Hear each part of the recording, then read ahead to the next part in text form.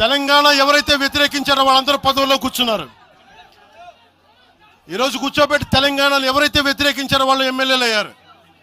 ఒక్క మాట మాట్లాడలా. కిక్కును మనకుండా కూర్చున్న 12 సంవత్సరాలు. మా నాయకుల్ని పేరు పేరుని అడగండి, ఒక్కొక్కరిని అడగండి, ఇంటర్వ్యూలు తీసుకోండి.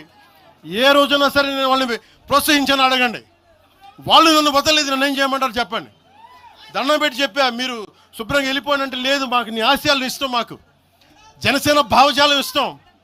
ఉన్న మహేందర్ కానీ, రాజలింగం గారు కానీ, ఉన్న ప్రతి ఒక్కరు పేరు పేరున, శంకర్ కానీ పేరు పేరున ప్రతి తెలంగాణ జిల్లాలో ఉన్న నాయకులందరూ యువరాజ్యం నుంచి ఉండిపోయారు. వాళ్ళు పోలే. నేను చెప్పా, మీరు మిగతా పార్టీస్కి పోండి అంటే పోలా. దాసోజు శ్రవణ్ ఎవరు పట్టుకున్నారు? మీరు ఆ పట్టుకుని దాసోజు శ్రవణ్ కానీ ఈరోజు ఎమ్మెల్సీగా ఉన్నారంటే, ఆ రోజు మీరు కూర్చోబెట్టి మాట్లాడుతూ ఉన్నారు. ఆ రోజున ఈరోజు కాంగ్రెస్ నాయకులు ఎవరో మాట్లాడుతూ ఉన్నారు, నువ్వేమి ఎలా వస్తావు చూస్తామని.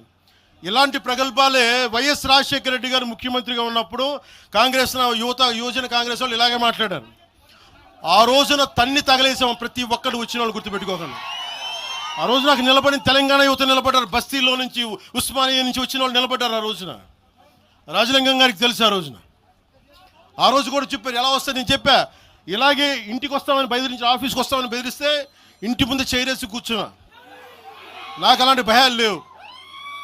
దేశం బాగుండాలి. అంతర్గతంగా ఇప్పుడు వేర్పాటువాదం మంచిది.